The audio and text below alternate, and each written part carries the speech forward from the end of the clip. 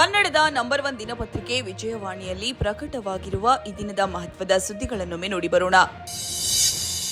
America ಅಧ್ಯಕ್ಷ Donald Trump ಅವರ America ಮೊದಲು ನೀತಿ ಹಿಂದಿನ ಅವಕಾಶವಾದಿ ರಾಜಕಾರಣದ ಮುಖವಾಡ ಕಳಚಿದೆ. ಭಾರತ ನನ್ನ ಆಪ್ತ ಮಿತ್ರ ಎಂದು ಹೇಳಿಕೊಳ್ಳುತ್ತಲೇ ಟ್ರಂಪ್ ಕಳೆದ 24 ಗಂಟೆಯಲ್ಲಿ 3 ಆಘಾತ ನೀಡಿದ್ದಾರೆ. ಭಾರತದ ಉತ್ಪನ್ನಗಳ ಮೇಲೆ ಶೇಕಡಾ 25 ತೆರಿಗೆ ವಿಧಿಸುವ ನಿರ್ಧಾರದ ಬಳಿಕ ಪಾಕಿಸ್ತಾನದ ಜೊತೆ ತೈಲ ಒಪ್ಪಂದ ಅಂತಿಮಗೊಳಿಸಿದ್ದಾರೆ. ಈ ಸುದ್ದಿಗೆ ವಿಜಯವಾಣಿ ಓದಿ. ರಾಜ್ಯ ಸರ್ಕಾರದ ವರ್ಚಸ್ಸು ವೃದ್ಧಿ, ಜನಾನುರಾಗ ಹೆಚ್ಚಿಸುವ ಹೆಸರಿನಲ್ಲಿ ಮತ್ತೊಂದು ಪ್ರಯೋಗವಾಗಿ ಪವರ್ ಶೋ ನಡೆಸಲು ಮುಖ್ಯಮಂತ್ರಿ ಸಿದ್ದರಾಮಯ್ಯ ಅಣಿಯಾದಂತಿದೆ. ಅನುದಾನ ಹಂಚಿಕೆ, ಅಭಿವೃದ್ಧಿ ಕುರಿತಂತೆ ಬೆಂಗಳೂರಿನಲ್ಲಿ 3 ದಿನ ನಡೆದ ಸಚಿವರು ಶಾಸಕರ ಸರಣಿ ಸಭೆಯಲ್ಲಿ ಪ್ರಸ್ತಾಪಗೊಂಡ ಈ ಅನಿಸಿಕೆಗೆ ಸಿದ್ದರಾಮಯ್ಯ ಸಕಾರಾತ್ಮಕವಾಗಿ ಸ್ಪಂದಿಸಿದ್ದಾರೆಂದು ತಿಳಿದು ಬಂದಿದೆ. ಈ ಸುದ್ದಿಗೆ ಮುಖಪುಟ ನೋಡಿ. ಕ್ವಾಂಟಮ್ ಕಂಪ್ಯೂಟರ್ ಕ್ಷೇತ್ರದ ನೇತಾರಿಕೆ ವಹಿಸಿಕೊಳ್ಳಲು ಉಲ್ಲಾಸ ತೋರಿರುವ ರಾಜ್ಯ ಸರ್ಕಾರ ಈ ಸಂಬಂಧ ಭವಿಷ್ಯದ ರೋಡ್ ಮ್ಯಾಪ್ ಪ್ರಕಟಿಸಿದೆ. ಈ ಸುದ್ದಿಗೆ ಇಂದಿನ ಸಂಚಿಕೆ ಓದಿ.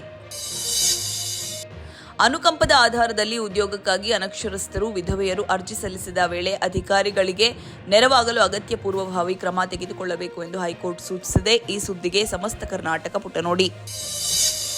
ಧರ್ಮಸ್ಥಳ ಗ್ರಾಮದಲ್ಲಿ 100 ಶವಗಳನ್ನು ಹೂತು ಹಾಕಿರುವ ಕುರಿತು ಅನಾಮಿಕ ವ್ಯಕ್ತಿಯ ದೂರಿನ ಹಿನ್ನೆಲೆಯಲ್ಲಿ ಗುರುವಾರ 6ನೇ ಗುಂಡಿಯಲ್ಲಿ ನಡೆದ ಶೋಧ ಕಾರ್ಯದ ವೇಳೆ ಅಸ್ಥಿಪಂಜರದ ಅವಶೇಷ ದೊರಕಿದೆ. ದೂರುದಾರ ಸೋಮವಾರ 13 ಸ್ಥಳಗಳನ್ನು ತೋರಿಸಿದ್ದು, ಮಂಗಳವಾರ ಮೊದಲ ಸ್ಥಳದಲ್ಲಿ ಹಿಟಾಚಿ ಮೂಲಕ ಹೊಂಡ ತೋಡಲಾಗಿತ್ತು. ಅಲ್ಲಿ ಏನೂ ಸಿಕ್ಕಿರಲಿಲ್ಲ. ಬುಧವಾರ ಕಾರ್ಮಿಕರ ನೆರವಿನಿಂದ 5 ಕಡೆ ಅಗೆಯಲಾಗಿದ್ರು, ಅವುಗಳಲ್ಲೂ ಏನೂ ಪತ್ತೆಯಾಗಿಲ್ಲ.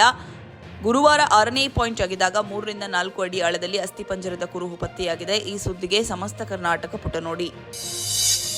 ಪ್ರಧಾನಮಂತ್ರಿ ಕಿಸಾನ್ ಸಂಪದ ಯೋಜನೆಗೆ ಅನುದಾನ ಹಂಚಿಕೆ ಹೆಚ್ಚಳ ಜೊತೆಗೆ 6 ರಾಜ್ಯಗಳ ರೈಲ್ವೆ ಯೋಜನೆಗಳಿಗೆ ಅನುಮೋದನೆ ನೀಡುವ ನಿರ್ಧಾರವನ್ನು ಗುರುವಾರ ನಡೆದ ಕೇಂದ್ರ ಸಚಿವ ಸಂಪುಟದಲ್ಲಿ ಕೈಗೊಳ್ಳಲಾಗಿದೆ. ಈ ಸುದ್ದಿಗೆ ದೇಶ ವಿದೇಶ ಪುಟ ನೋಡಿ. ಕರುನಾಡಿನಲ್ಲಿ ಇದೀಗ ಶ್ರಾವಣ ಕಳೆ ಹೆಚ್ಚಿದ್ದು ಹಬ್ಬಗಳ ಸೀಸನ್ ಆರಂಭವಾಗಿದೆ. ಈ ಹಿನ್ನೆಲೆಯಲ್ಲಿ ದೇವಸ್ಥಾನಗಳಿಗೆ ಭಕ್ತರ ದಂಡೆ ಹರಿದು ಬರ್ತಾ ಇದೆ. ಇದೇ ವಾತಾವರಣ ಸದ್ಯ ಚಿತ್ರಮಂದಿರಗಳಲ್ಲೂ ಇದೆ. ಈ ವರ್ಷದ ಮೊದಲಾರ್ಧ ಚಿತ್ರಗಳು ದೊಡ್ಡ ಮಟ್ಟದಲ್ಲಿ ಪ್ರೇಕ್ಷಕರನ್ನ ಸೆಳೆದಿರಲಿಲ್ಲ.